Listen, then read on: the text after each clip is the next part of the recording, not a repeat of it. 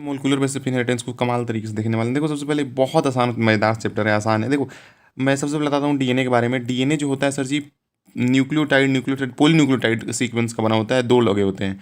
DNA के अंदर जो शुगर होता है, शुगर और बेस न्यूक्लियोसाइड बोलते हैं, फॉस्फेट लग गया, न्यूक्लियोटाइड हो गया, और ऐसे ऐसे बहुत सारे न्यूक्लियोटाइड होते हैं। न्यूक्लियोसाइड जो होता है सर जी, शुगर जो होता है, सबसे पहले देखो उसके अंदर सेकंड वाले कार्बन पे नीचे एच लगा होता है, तो ये डीएनए वाला शुगर हो गया, ये डीएनए वाला शुगर हो गया, और इसी में ओएच लगा हुआ है, तो ये आरएनए वाला शुगर है। क्लियर हो गया सर जी इतनी बात।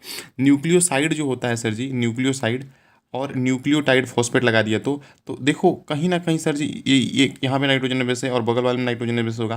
सबसे पहले तो सर देखिए यहाँ पे 3 वाला जो कार्बन होता है, यहाँ पे न्यूक्लियोटाइड के अंदर 3 वाला जो कार्बन होता है, 3 डैश इसको बोलते हैं 3 प्राइम, और ऊपर फॉस्फेट वाला 5 प्राइम। तो 3 डैश 5 प्राइम ऐसे जुड़ते जाएंगे, तो नीचे 3 डैश ऊपर 5 प्राइम और नीचे 3 प्राइम, तो ऐसे होता है। तो वैसे ही इधर उसको ऑब्वियसली घुमा के लगाएंगे, तो 3 डैश इसके ऊपर और नीचे इसके नीचे 5 डैश हो जाएगा, 5 प्राइम हो जाएगा, जो भी बोल लो, दोनों बात क्लियर हो गई। तो इसके अंदर जो नाइट्रोजन बेस होते हैं, इनको हम बोलते हैं बेस पेयर। और ऐसे न्यूक्लियोटाइड, बहुत सारे न्यूक्लियोटाइड से मिलकर डीएनए बनता है, लॉन्ग पॉलीन्यूक्लियोटाइड होता है, बहुत सारे न्यूक्लियोटाइड से मिलकर बनता है। तो सर जी इसी को हम बेस पेयर को काउंट करके बताते हैं कि ये ऐसे डीएनए कितना लंबा है, और ये कहीं ना कहीं क्रिस्ट्रिक्टिक भी रहता है ऑर्गेनिज्म का, कितने बेस पेयर हैं उसके अंदर। तो कौन कौन से क्या क्या चीज़ें होती हैं उसको मैं बताऊँ, उससे पहले मैं तुमको कुछ चीज़ें बताता हूँ डीएनए के बारे में। सबसे पहले सर जी, जब एक टर्न लेता है, राइट हैंडेड कॉइलिंग होती है इसके अंदर, राइट हैंडेड कॉइलिंग, ठीक है। सबसे पहली बात, इसके अंदर एक जो टर्न मारता है वो 10-20 पेयर उसके अंदर आ जाते हैं। और इसकी लेंथ जो होती है, इसका जो पिथ होता है, इसी को पिथ बोल लो, लेंथ बोल लो, चौड़ाई बोल लो, 3.4 नैनोमीटर होता है। 3.4 नैनोमीटर इन दो बेस पेयर के बीच का लेंथ जो होता है 0.34 नैनोमीटर हो जाता है। और कहीं ना कहीं सर जी यहाँ पे कोई ना कोई नाइट्रोजन बेस होगा, एडेनिन, तो थाइमिन के साथ जुड़ेगा डबल बॉन्ड, और ग्वानिन साइटोसिन पास पास में है, तो ट्रिपल हाइड्रोजन बॉन्ड में आएंगे। यहाँ सर जी मिनिमम 2 हाइड्रोजन बॉन्ड है, इसलिए हम यहाँ पे इन दोनों के बीच का लेंथ जो होता है वो 2 नैनोमीटर होता है। क्लियर हो गया सर जी। हाँ, 2 डीएनए हैं, 2 डीएनए, 2 पॉलीन्यूक्लियोटाइड है, उनके बीच का डिस्टेंस जो होता है वो होता है हमारे पास 2 नैनोमीटर। क्लियर हो गया सर जी। मोलिकुलर बेसिस पे इनहेरिटेंस सबसे पहले आप देखते हो सर जी, यहाँ पे 5 × 174 बैक्टीरियोफेज है, और लेमडाई बैक्टीरियोफेज, इसके अंदर इतने बेस पेयर होते हैं, इसके अंदर इतने बेस पेयर होते हैं। ई कोली आरजे है भाई, ई कोली गाना गा रहा है, आरजे आरजे जे जे, तो आरजे 4.6 इंटू जे 10⁻6 बेस पेयर होते हैं। और ह्यूमन डीएनए जो होता है हैप्लॉइड के अंदर 3×9 3.3 इंटू 10⁻9, 3×9 ऊपर आ गया, तो इतने इसके अंदर होते हैं। हैप्लॉइड का डिप्लॉइड कर दोगे 6.6 इंटू 10⁻9 कर सकते हैं, 10⁻9 कर सकते हैं, माइनस नहीं, सॉरी माय बैड। आगे हम बात करते हैं सर जी, डीएनए सबसे पहले आइडेंटिफाई किया था हमारे मिसर भाई साहब ने, मिसर पस से निकाला था, न्यूक्लियन उसको बोल दिया था उन्होंने 1869 ईस्वी में। और फिर वाईफाई ने इसको डीएनए, मतलब विल्किंस एंड फ्रैंकलिन ने डीएनए का इमेज निकाला, एक्सरे इमेज निकाला था, और इसी पे based Watson and Crick, most important, इतने स्टार्ट समझ रहे हो, बहुत इंपॉर्टेंट है, इन्होंने डबल हेलिक्स मॉडल दिया था। इसके अंदर बेस पेयरिंग मॉडल भी था, बेस पेयरिंग था, मतलब एक मालूम है तो उसका कॉम्प्लीमेंट्री हम दूसरा निकाल सकते हैं, ज़्यादा स्टेबल है। देखो जेनेटिक मटेरियल कौन सा होता है जो सर जी कहीं ना कहीं सर जी इनहेरिट हो पाए, हाँ, खुद को एक्सप्रेस कर पाए, हाँ सर जी, स्टेबल हो कम से कम, हाँ सर जी, और कहीं ना कहीं मैं बताता हूँ आपको। देखो यहाँ पे जेनेटिक मटेरियल आपका कैसा होना चाहिए, रेप्लिकेशन करना चाहिए, खुद को रेप्लिकेट कर पा रहा है, स्टेबल है, प्रोवाइड कर रहा है, slow mutation, of course mutation नहीं कर पा रहा है, स्लो म्यूटेशन है, यानी वो स्टेबल है तो म्यूटेशन नहीं कॉज करना चाहिए, और एक्सप्रेस कर पा रहा है खुद को, तो समझ पा रहे हो आप, हाँ सर जी।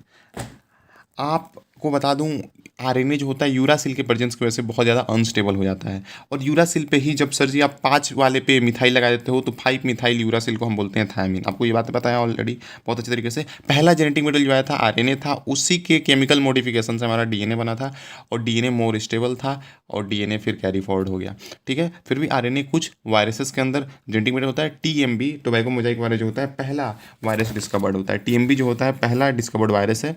ये सारी चीज़ें आपको बताई गई यहाँ पे, ठीक है, बहुत आसान चीज़ है। आगे हम बात करते हैं sir ji, Wilkins and Franklin ने एक्सरे इमेज निकाला था, वाटसन एंड क्रिक ने इसी के बेसिस पे प्रपोज किया था डबल हेलिक्स मॉडल डीएनए का। उन्होंने इसके अंदर क्या क्या चीज़ें बताई थी, ये सब कुछ बहुत बेसिक हैं, सब आपको पता है। वो जो बस मैंने क्वाइलिंग बताई थी कि एक जो राउंड होता है राइट हैंडेड कॉइलिंग, उसके अंदर सर जी 10 बेस पेयर होते हैं, और उसका लेंथ 3.4 नैनोमीटर होता है। इन 2 बेस पेयर के बीच का लेंथ 0.34 नैनोमीटर, और सर जी 2 पॉलीन्यूक्लियोटाइड जो डीएनए के बीच में होते हैं उनके बीच का लेंथ सर जी 2 नैनोमीटर होता है। ये सारी चीज़ें आपको मालूम है, तो सब कुछ आसान है।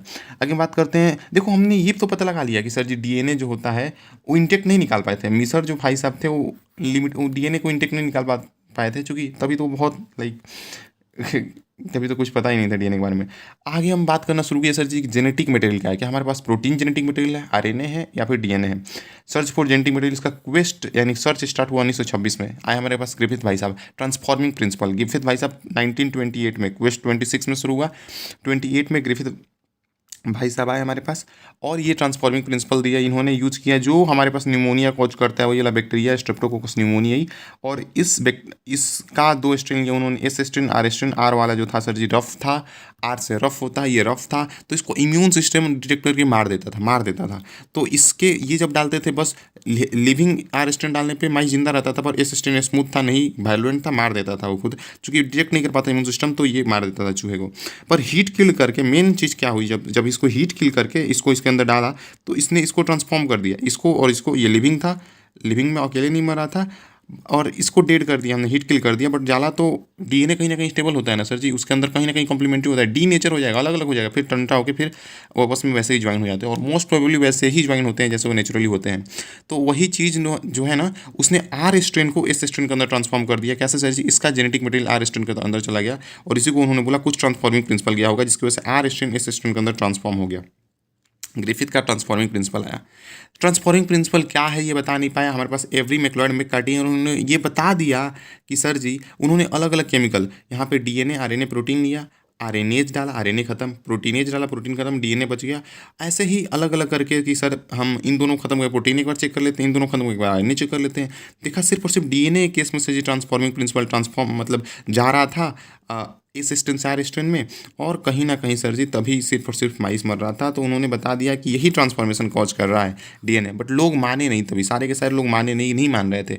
बट अनइक्विवोटल प्रूफ, कोई दो मतलब काट ही नहीं पाया, हर से इन चीज़ आ गए, अनइक्विवोटल प्रूफ दे दिया उस चीज़ का। उन्होंने कैसे किया इस चीज़ को सर जी, उन्होंने इस चीज़ को किया, बैक्टीरियोफेज लिया। इसके अंदर ये जो प्रोटीन होता है, प्रोटीन के अंदर सर जी सल्फर होता है, सल्फर नॉर्मल होता है 1632, बट उन्होंने सल्फर का 35 वाला आइसोटॉप रेडियो एक्टिव ले लिया।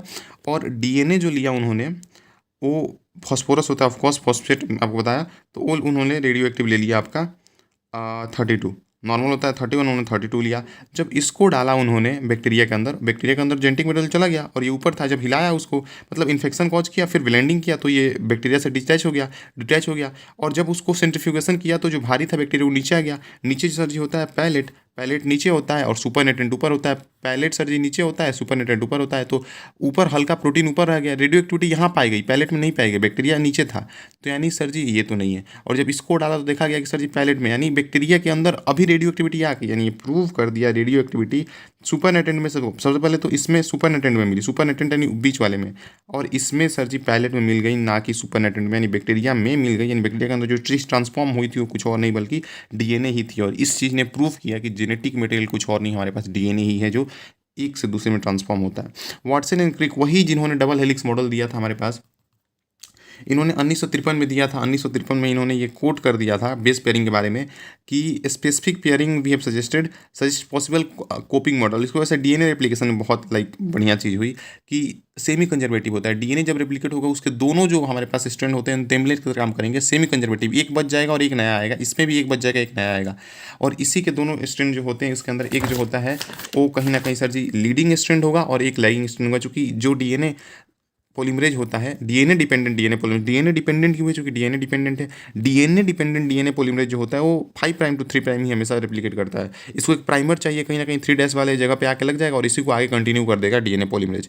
तो सर जी यहीं पे आके एक प्राइमर लग गया और इसी चीज़ को कंटिन्यू कर लेता है, बट जब चीज़ें और ओपन होगी तो फिर से अगला ये जाएगा, तो ये लैगिंग स्ट्रैंड हो जाएगा ना, फिर यहाँ प्राइमर ऐड होगा, फिर इसको जोड़ा जाएगा और बाद में लाइगेज से इसको जोड़ दिया जाता है। सर जी यहाँ पे ऐसी चीज़ें होती हैं। अब आपको क्या बताया जा रहा है, बहुत आसान सी चीज़, इसको हम ओकाजाकी फिर फ्रेगमेंट बोल देते हैं सर जी। लाइगेज से फिर से हम इसको जोड़ देते हैं, एक लीडिंग स्ट्रिंग होता है, एक लैगिंग स्ट्रिंग होता है। हम कैसे माने, लोग मान नहीं रहे थे कि सर ये सेमी कंजर्वेटिव होता है, तो इसको मिसल्सन स्टाहल ने एक्सपेरिमेंटली प्रूव किया कि सेमी कंजर्वेटिव होता है। कैसे, मैं आपको बताता हूँ।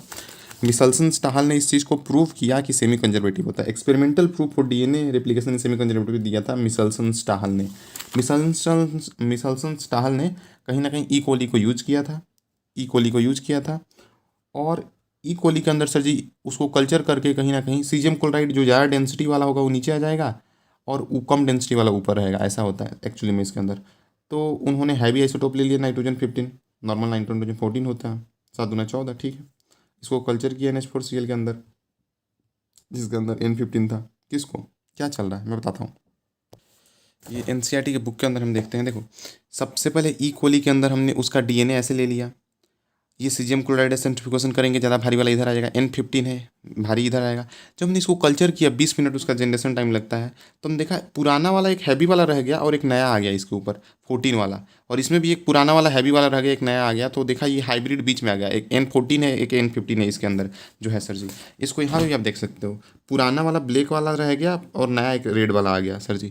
अब इसमें भी एक ब्लैक वाला एक काम करेगा सेमी कंजर्वेटिव, एक ब्लैक वाला, और रेड वाला एक सेमी कंजर्वेटिव, इसमें फिर से एक नया आएगा। पर ये सब तो कहीं ना कहीं सर जी देखिए आप, हैवी वाले तो बस कौन से हैं, ब्लैक वाले ही हैं, ब्लैक वाले हैवी, ब्लैक वाले हैवी हैं, तो ब्लैक वाले हैवी। बट लास्ट में आप देखोगे इस जनरेशन में सर जी कोई पूरा ब्लैक वाला है ही नहीं, इसमें पूरा हाइब्रिड है। इसमें भी सर जी ये वाले दोनों सिर्फ और सिर्फ हाइब्रिड है, और ये दोनों तो नॉर्मल हो जाएंगे। N14 में अगर हम ग्रो कर रहे हैं उनको, ये कहीं ना कहीं आपको क्लिक हुई चीज़, और जो क्लिक हुई बस उतनी सी बात है इसके अंदर। आगे टैलर एंड को वर्कर्स इन्होंने विक्सिया फाइव पे वर्क किया था, इन्होंने रेडियो एक्टिव थायमिन को यूज किया था, और इसी चीज़ को प्रूव किया था कि ये भी सेमी कंजर्वेटिव होता है। सिस्टोन वो जीन होते हैं जो कि प्रोटीन के लिए कोड करते हैं, जो कि सारे के सारे जीन जो होते हैं वो प्रोटीन के लिए कोड नहीं करते हैं, कुछ रेगुलेटरी जीन भी होते हैं, बट सारे के सारे सिस्टोन जीन होते हैं, जो कि जीन ही प्रोटीन के लिए कोड करते हैं। ठीक है, और बहुत ज़्यादा आपको सोचना नहीं है, बहुत ज़्यादा दिमाग नहीं लगाना है, बस इतनी सी बात है, खत्म।